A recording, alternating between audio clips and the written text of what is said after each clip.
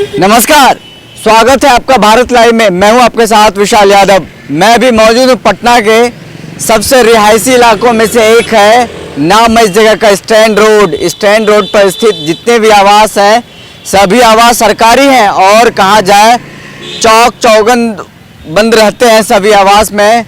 यानी कि मैं आपको बता दूं, इस यहाँ जो लोग रहते हैं, यहाँ के जिसके आवास हैं, वो बिहार सरकार में मंत्री पद संभालते हैं, मंत्री हैं। जो तमाम जो आप इलाके देख रहे हैं, इधर से जो इलाके हैं तमाम मंत्रियों के आवास हैं। और 2020 विधानसभा चुनाव के बाद नीतीश कुमार मुख्यमंत्री बने हैं और तमाम मंत्रियों को आवास अलॉट कर दिया गया है। और मैं अभी जिस आवास के बाहर खड़ा हूँ वो आवास के बारे में आपको मैं बता दूँ। ये 6 स्टैंड रोड का 6 नंबर आवास है स्टैंड रोड का। ये अभी मत्स्य पालन पशुपालन विभाग के मंत्री हैं मुकेश सहनी जी को मिला है। वीआईपी के पार्टी के अध्यक्ष हैं, उनको ये आवास अलॉट किया गया है। और ये आवास क्यों खास है और इसके बारे में कल मैंने एक वीडियो में आपको दिखाया था। अगर आपने अभी तक नहीं देखा है तो आप पिछले हमारे बीते दिनों वाले वीडियो को देख सकते हैं। हालांकि मैं अंदर चलूँ और कुछ तथ्यात्मक बातें बताऊँ इस आवास की और क्या कुछ रंग रोगन चल रही है अंदर में, तैयारी भी देखेंगे और जायजा भी लेंगे और बताएंगे कि क्या कुछ अंदर चल रहा है। तो चलिए चलते हैं अंदर।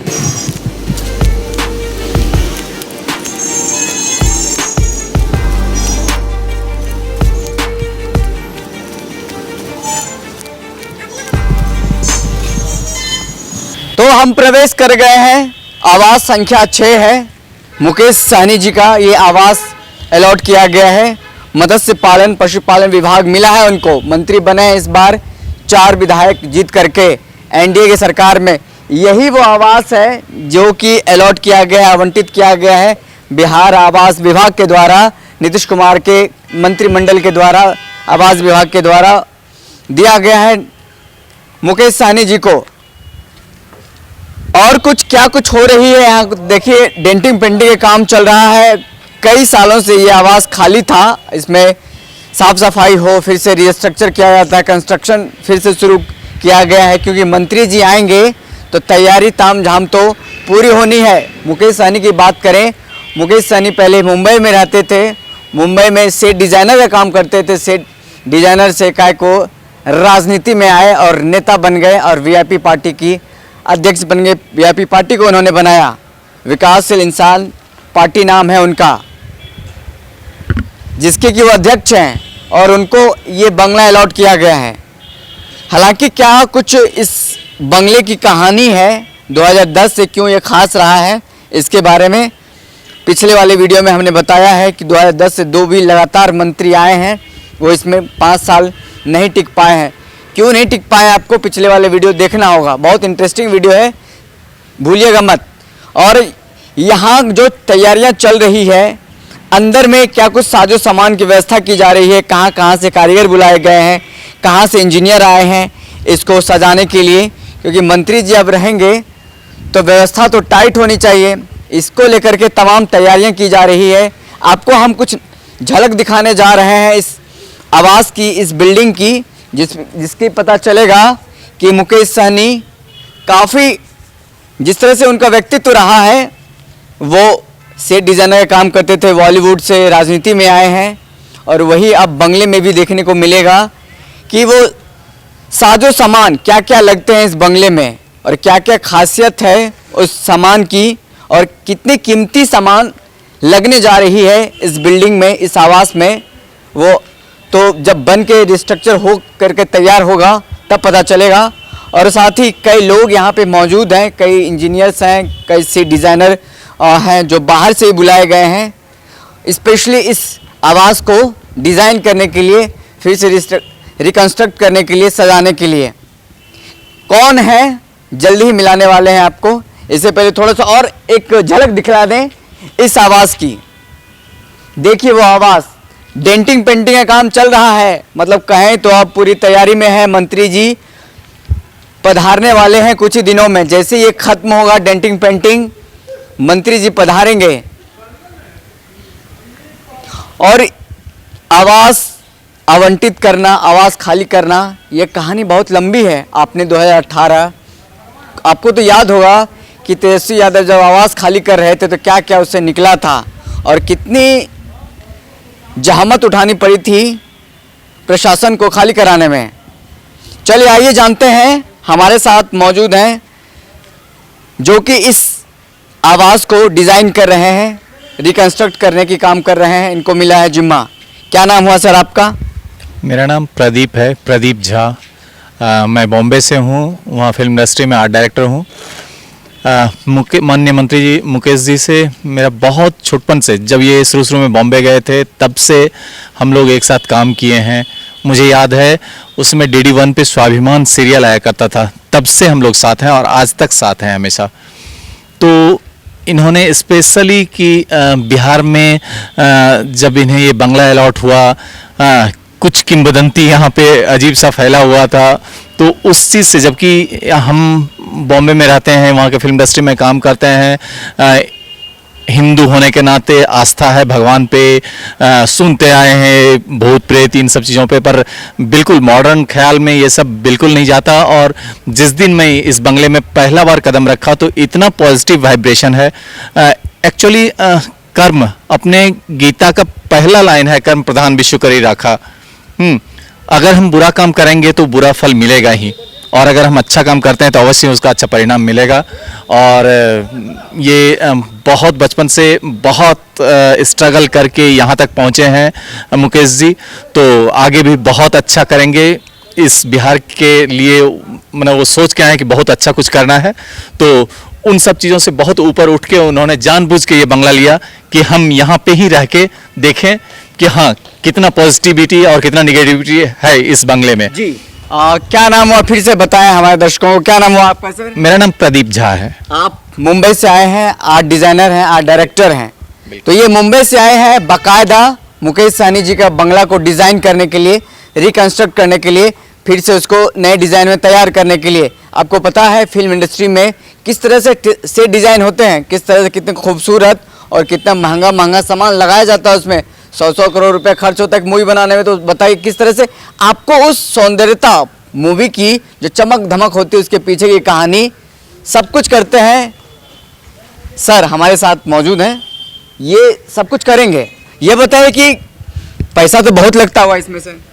हाँ, बहुत लगता है वो फिल्मों में, पर यहाँ पे जो काम करना है हमें, वो जो रियल वैल्यू होता है उसका वैल्यू ये में, क्योंकि अपने यहाँ ये कॉन्ट्रैक्ट बेसिस पे काम देना और ये करना सरकार की तरफ से, तो उन चीज़ों पे नज़र रखे कि ताकि प्रॉपर वेस्टेज ऑफ मनी नहीं हो, वो मेरा हो, सरकार का हो, किन्हीं का, इस चीज़ के लिए स्पेशली ध्यान रखने के लिए हमें यहाँ पे मुकेश जी स्पेशली रखे हैं। चलिए, मतलब ये कहा जाए सरकारी है या फिर प्राइवेट तौर पे आप लोगों को काम कर रहे हैं यहाँ पे? नहीं, ये काम जो हो रहा है सरकार की तरफ से ही हो रहा है, लेकिन वेस्टेज ऑफ मनी नहीं हो, खामखा जिस 4000 की चीज को 17000 नहीं बनाया जाए। कॉन्ट्रैक्ट बेसिस पे ऐसा होता आया है, यहाँ का कुछ ऐसा ट्रेडिशन रहा होगा।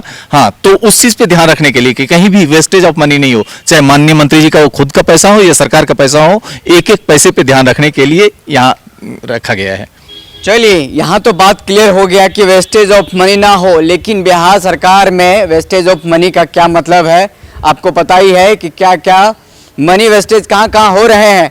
लगातार हर चीज़ पे बयान दिए जा रहे हैं कि ये हो रहा वो, लेकिन क्या कुछ होता है आने वाले देखने में मिलेगा। लेकिन हम बता दें क्या क्या कुछ इस बंगले में लगने वाला है, कितना खूबसूरत बंगला बनेगा, इसको लेकर के भी चर्चा बहुत जोरों पे है। क्योंकि मुंबई से जब मुंबईया बाबू को आते हैं, इस बिल्डिंग को सजाएंगे, तो आपको तो फिल्म जैसा एहसास मिलेगा ही ना। तो चलिए, क्या क्या लगेगा सर, ये बता दीजिए क्या क्या इसमें लगने वाला है, किस तरह से आप डिज़ाइन करेंगे? सबसे पहले तो एक्सटीरियर पे ध्यान दिएगा, क्योंकि ये बिल्डिंग बहुत पुराना है। इसका प्लास्टर से लेके सब कुछ लगभग एकदम डेड हो चुका है, तो उन चीज़ों को सबसे पहले ध्यान देके उसको निकाला जा रहा है। जहाँ पे जो काम का है वो रखा जा रहा है, बाकी वो निकाल के प्लास्टरिंग से लेके कोटिंग, फर्स्ट कोट लेके फिर फाइनल कोट तक पेंटिंग का किया जाएगा। और फिर हम लोग इंटीरियर एक्सटीरियर गार्डनिंग का जो प्लांट्स हैं, जो बड़े प्लांट्स हैं, उसको बचाते हुए, क्योंकि अभी हमारे लिए ये बहुत ज़रूरी है प्लांट्स को बचाना। इस कैंपस में बहुत सारे बड़े बड़े प्लांट्स हैं और अच्छे प्लांट्स हैं, तो उन सबको बचाते हुए हम लोग इस पे ध्यान दे के काम कर रहे हैं। और इंटीरियर में जहाँ जितना सा ज़रूरी है, मिनिमम एक जो ज़रूरत होता है उतना ही काम किया जाएगा।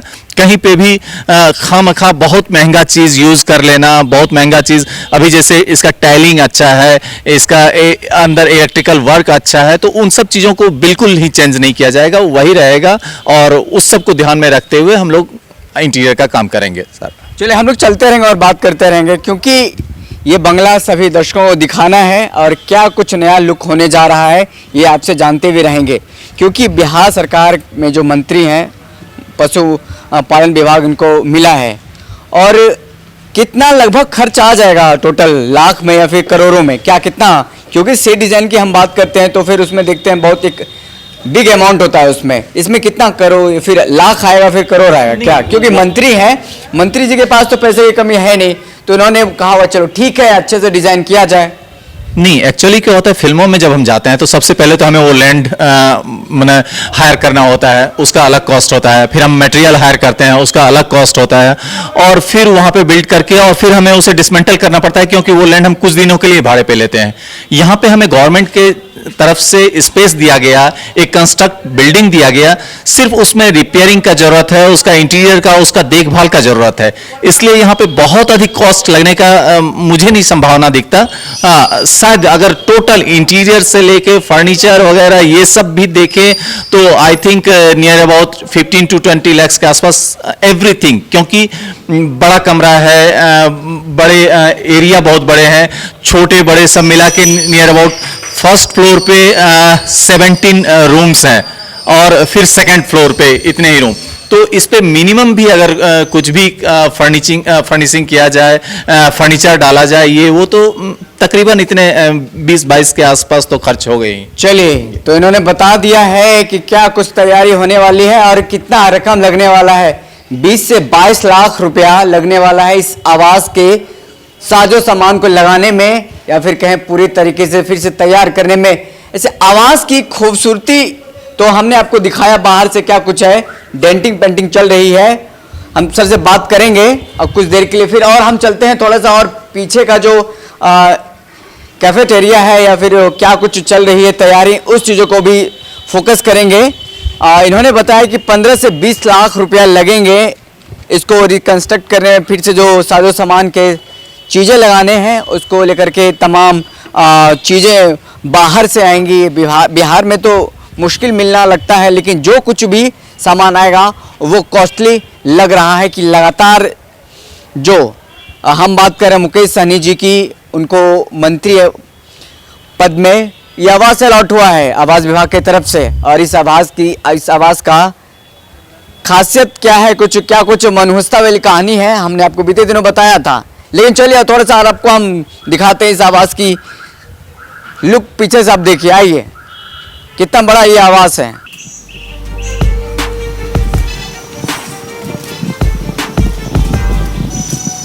बिहार के लगभग हर मंत्री की बात करें तो लगभग जिसको जो पहले मंत्री थे उनको आवास अलॉट हुआ था, फिर से उन्हीं को वो मिला है। क्योंकि बहुत ऐसे मंत्री हैं जो कि अपने आवास में पहले से कुछ न कुछ डिज़ाइन करके, कुछ न कुछ बना करके रखे हैं।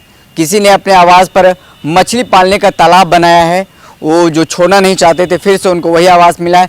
लगभग हर मंत्री को वही आवास मिला है।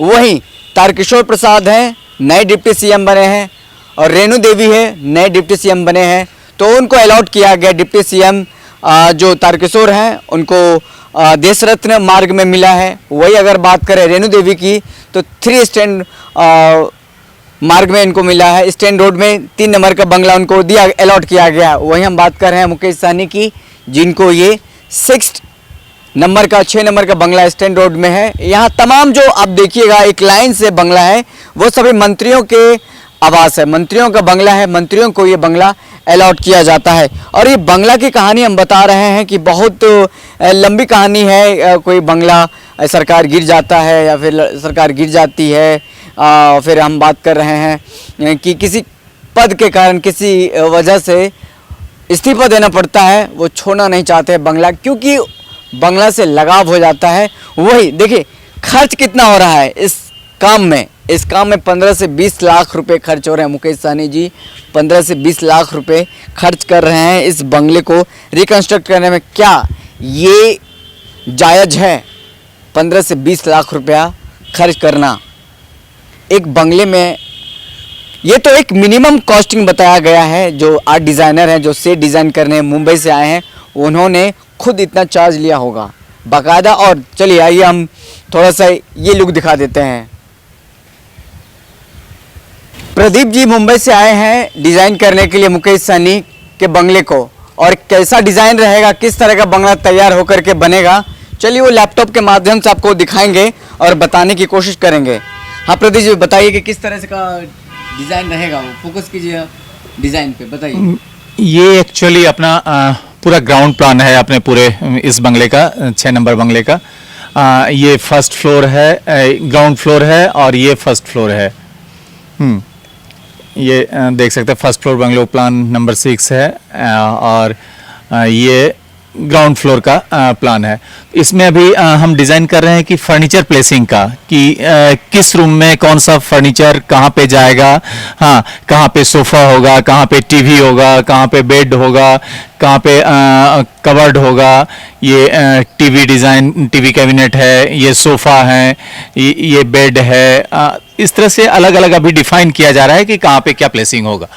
चलिए, तो आपने लैपटॉप में वो स्ट्रक्चर के माध्यम से समझ लिया कि क्या कुछ रहेगा अंदर का डिज़ाइन। अभी इस पे काम हो रहा है, और बाकायदा जिस तरह से फॉर्मूले के तौर पे काम होता है उसी तरीके से पूरा डिज़ाइन के साथ काम हो रहा है। प्रदीप जी हमारे साथ थोड़ा अंदर चलिए और हमें दर्शकों को बताएं कि किस तरह से क्या काम होना है, क्या क्या अंदर में लगने हैं साजो सामान की चीज़ हो, और क्या क्या काम होना अभी बाकी है। क्योंकि अभी जो शुरुआती तौर पे देख रहे हैं तो अभी लग रहा है कि बहुत सारी चीज़ें हैं जो कि इस बंगले में लगना है, अभी हो रहा है वो काम। एक्चुअली अभी जस्ट हम एंट्री से स्टार्ट करेंगे। हाँ, एंट्रेंस में जस्ट अभी रंग रोगन का काम स्टार्ट होगा। काफ़ी डोर विंडोज़ बहुत हैं। पुराने घर के वो आर्ट डेको स्टाइल का ये बिल्डिंग है। यहाँ वुडन वर्क बहुत होता है, तो सारे वुडन जगह पे पॉलिशिंग का काम होगा। हाँ, कारपेटिंग का काम होगा। ये स्टेयर्स पे कारपेटिंग, ये अलग अलग रूम जो है जस्ट ये, जैसा कि हम स्टेयर पे देख रहे हैं कि वो पहले से कालीन टाइप का गदा लगा हुआ है, फिर ये हट जाएगा, फिर आप लोग नया लगाएंगे। हाँ हाँ बिल्कुल, ये लगभग कई जगह से निकल भी चुका है। ये तो ये चेंज करना ही करना है। तो इंटीरियर का लगभग हर चीज़, वॉल पैनलिंग होगा, वॉल पेपर लगेगा। हाँ, लिविंग रूम का अलग होगा, बेडरूम का अलग होगा। हाँ, जो उनके बैठने का अलग एरिया है, वो फायर प्लेस हैं। यहाँ पे ठंड बहुत अधिक पड़ता है, इसलिए ऐसे घरों में पहले फायर प्लेस बनाया जाता था, तो उस जगह का अलग से ये होगा। तो सारा प्रिपरेशन करके फिर करेंगे। मतलब बाकायदा कहा जाए तो अच्छी खासी तैयारी हो गई है इसको लेकर के कि हाँ किस तरह से काम करना है, किस तरह से क्या कुछ होगा। कितने दिनों का वक्त लगेगा कि ये बंगलो तैयार हो जाएगा? ये हम टारगेट रखे हैं संक्रांत के बाद, संक्रांत तक ये कंप्लीट हो जाने का। हाँ, जनवरी 14 के बाद समझे कि बंगलो तैयार हो जाएगा। चलिए, जैसे कि प्रदीप जी ने बता दिया है कि ये बंगला मुकेश सहनी जी का, जो कि पशुपालन विभाग और मत्स्य विभाग उनके जिम्मे है, संक्रांति के बाद ये बंगला तैयार हो जाएगा और वो इसमें पधार जाएंगे। क्योंकि अभी जो रह रहे हैं, अभी वो अपने घर में रह रहे हैं, वो हालांकि अब देखने वाली बात है कि अब आने के साथ क्या कुछ होता है आपको नज़ारा दिखाएंगे। और अभी हमने आपको दिखाया स्ट्रक्चरिंग का काम चल रहा है। ये आप सीढ़ी देखिए, सीढ़ी में अभी लग रहा है कितने दिनों से ये बंद है, कुछ बताया गया है कितने दिनों से बंद है ये? हाँ, एक्चुअली मैं जब आया तो हालत देख के बिल्डिंग का बहुत ही बुरा था। तो सुनने में आया कुछ आउट हाउस में, यहाँ के सर्वेंट क्वार्टर्स में कुछ लोग रह रहे हैं। हाँ, जो कि बस इस बिल्डिंग में रह रहे थे, वो ना तो एम्प्लॉय हैं बिहार गवर्नमेंट के, ना ये। तो उनके मुँह से सुने कि ये तकरीबन 2-2.5 साल से ये बिल्कुल बंद था ये बिल्डिंग। जी, 2-2.5 साल से ये बिल्डिंग बंद था लगभग। हाँ चलिए, 2-2.5 साल से बिल्डिंग बंद था। अब जो तैयार होगा, अब मुकेश सहनी इसमें रहेंगे, और रहेंगे तो तमाम क्रियाकलाप जो होगा, मत्स्य पालन विभाग हो, पशुपालन विभाग हो, और सब कुछ ये इसी बिल्डिंग से काम होगा। तमाम तैयारियां हो रही है और अच्छी खासी मोटी रकम लगाई जा रही है मंत्री जी के द्वारा इस काम में। लाइट नहीं है। अच्छी खासी मोटी रकम लगाई जा रही है इस बिल्डिंग के रंग रोगन में हो या फिर डिजाइनिंग में हो, क्योंकि मंत्री जी खुद पहले से डिजाइनर रह चुके हैं, उनको पता है कि किस तरह से डिजाइन करना है। उनके साथी को उन्होंने बुलाया है मुंबई से कि चलो हमारा मतलब बंगलों को, अब नेताजी बन गए हैं तो बंगलों तो अब डिजाइन करवाएंगे ही, तो उसी क्रम में बंगलो डिजाइन हो रहा है मुकेश सहनी जी का। अब उनका जनता के बीच कितना डिजाइन वाला काम होता है, कितना कुछ अटैचमेंट मिलता है, ये तो आने वाले वक्त में, आने वाले समय में देखने को मिलेगा। और बंगलों की कहानी हम आपको बता रहे हैं कि थोड़ा सा और पीछे चलते हैं।